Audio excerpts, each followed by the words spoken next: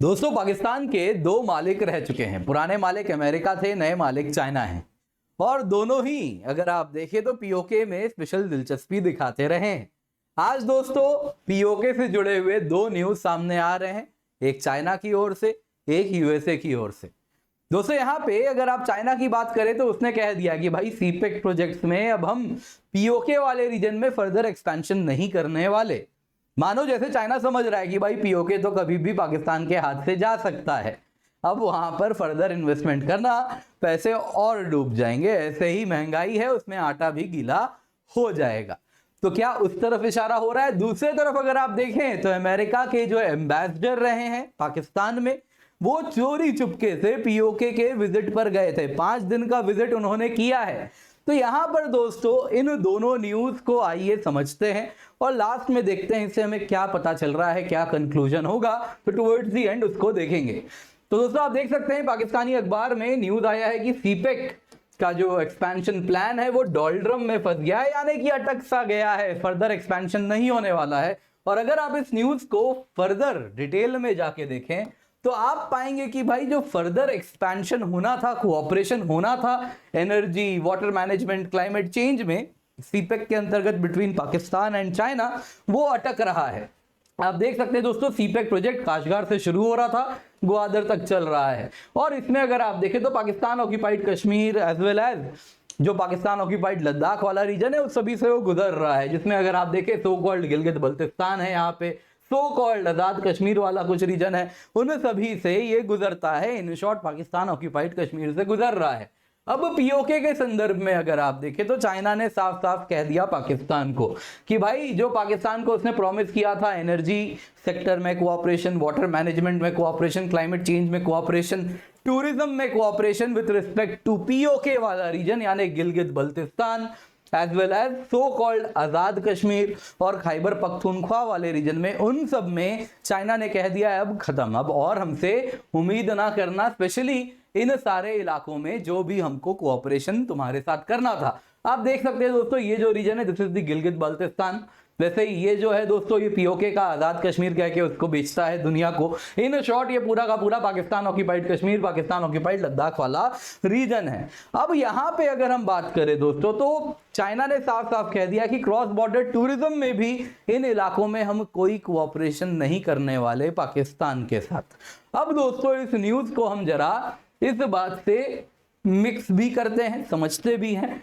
पहले तो हम जानते हैं दोस्तों गिलगित बल्तिस्तान। गिलगित बल्तिस्तान दोस्तों अगर आप देखें तो कौन सा रीजन है, वापस से देख लीजिए, ये वाला जो रीजन है दोस्तों this is the Gilgit Baltistan.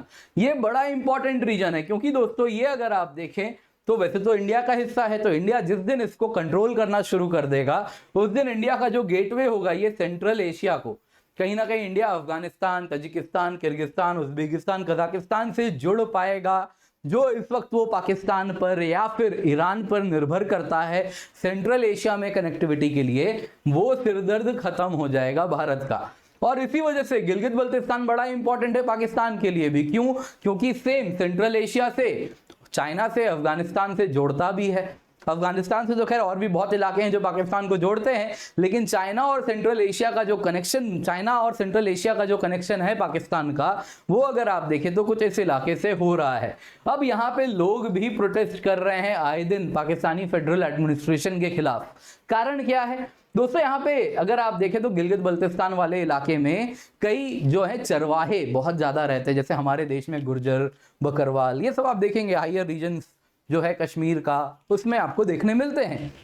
वैसे ही उन हायर रीचेस में वहां भी आपको उसी प्रकार से चरवाहे देखने मिलते हैं। अब चरवाहों का दोस्तों पैस्चर लैंड होता है जहां पे वो जानवर को लेके जाते हैं स्प्रिंग सीजन में, जब बर्फ पिघलनी शुरू हो चुकी है, समर आते आते वहां पे घास आ जाता है और उनके जो पशु हैं, जो मवेशी हैं, वो उसी पर अगर आप देखें तो चरने जाते हैं। अब दोस्तों उन पैस्चर लैंड पे पाकिस्तान ने अपने से आके पूरा का पूरा उसको टेक ओवर कर लिया, उसको ले लिया और वहां से सीपेक के प्रोजेक्ट जा रहे हैं। अब इस बात को लेके वहां के जो चरवाहे हैं वो बड़े नाराज हैं क्योंकि टेक्निकली उनकी पर्सनल जमीन नहीं थी, वो कम्युनिटी लैंड था और उसको ले लिया। तो पाकिस्तान की जो सरकार थी उन्होंने जो जिन कम्युनिटी का लैंड था जिससे लिया, उनको उसके लिए अगर आप देखें तो पैसे भी नहीं दिए गए, कॉम्पनसेशन भी नहीं दिया गया। तो इसलिए लोगों में बहुत ज्यादा आक्रोश है। इसके सिवा दोस्तों वो हाइड्रो इलेक्ट्रिक पावर का भी हब है पूरा रीजन, बहुत ज्यादा वहां पे हाइड्रो पावर डैम्स हैं। लेकिन आयरनी ये है कि वहां पे 20 घंटे 22 घंटे तक बिजली नहीं आती है। बिजली आती नहीं है, बिजली नहीं आती है, यानी दिन में 2 घंटे 3 घंटे बिजली आती है उस इलाके में। तो इस वजह से भी लोग बड़े नाराज हैं कि आप हमारे रिसोर्सेज को एक्सप्लॉइट कर रहे हैं। नतीजन ये हो रहा है दोस्तों, इस इलाके में लोग भी खड़े हो रहे हैं, वो देख रहे हैं किस प्रकार से भारत वाले कश्मीर में डेवलपमेंट हो रहा है, प्रोग्रेस हो रहा है, टूरिस्ट आए जा रहे हैं भर भर के, और इससे काफी ज्यादा आमदनी भी हो रही है वहां के लोगों की, और वो वैसे के वैसे ही वही जहां थे वहीं के वहीं रह गए हैं। तो इस वजह से लोगों में आक्रोश, और वो आए दिन प्रोटेस्ट भी करते हैं कि इंडिया से हमें विलय करना है, इंडिया से हमें मिलना है। अब दोस्तों यहाँ पे एक न्यूज को कनेक्ट करते हैं कि चाइना ने कह दिया फर्दर एक्सपेंशन नहीं होगा पीओके वाले रीजन में, और दूसरी तरफ इंडिया क्या कहता है।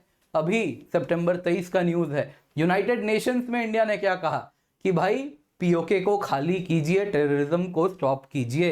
राजनाथ सिंह जी उन्होंने क्या कहा पाकिस्तान को, ज्यादा हमें मेहनत करने की आवश्यकता नहीं है पीओके को वापस लेने में। फिर सुनिए, पाकिस्तान की बात हो रही है कि पीओके को भारत से मर्ज करने का प्लान ऑलरेडी तैयार है, और यहाँ पे एक इसका सेकंड कंफर्मेशन आ रहा है जब चाइना कह रहा है कि मैं यहाँ पे फर्दर प्रोजेक्ट्स एक्सपेंशन नहीं करने वाला।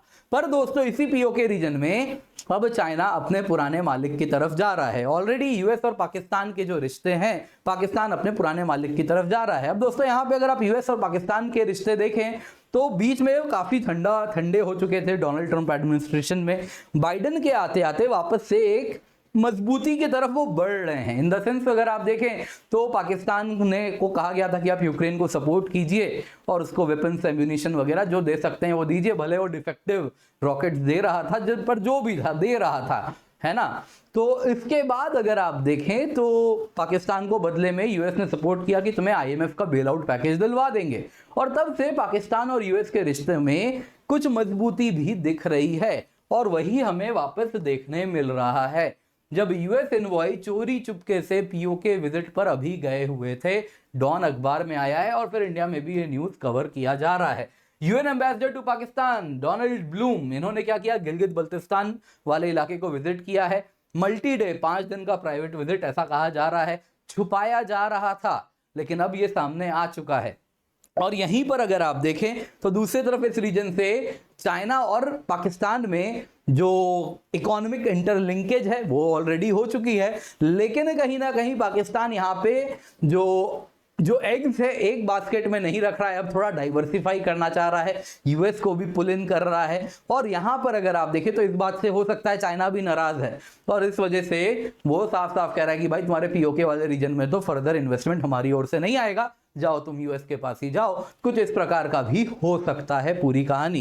इसके सिवा अगर आप देखें तो इंडिया के भी एम्बेसडर से पूछा गया, अरे आप तो हमारे मित्र बनते हैं, दूसरी तरफ पाकिस्तान के जो यूएस एम्बेसडर है वो पीओके जाते हैं, ये क्या चल रहा है। तो इस पे एरिक गारसेटी ने देखिए कुछ एप्रीहेंशंस कम किया है। उन्होंने कह दिया कि देखिए इंडिया पाकिस्तान का जो इशू है वो बायलैटरली ही ये लोग सॉल्व करेंगे, इसमें थर्ड पार्टी का कोई रोल नहीं है, भले वो यूएस क्यों ना हो, ये बात उन्होंने कही। लेकिन एक बात उन्होंने ऐसी भी की जिससे कहीं ना कहीं लोगों में थोड़ा नाराजगी भी देखने मिली है। नाराजगी क्यों?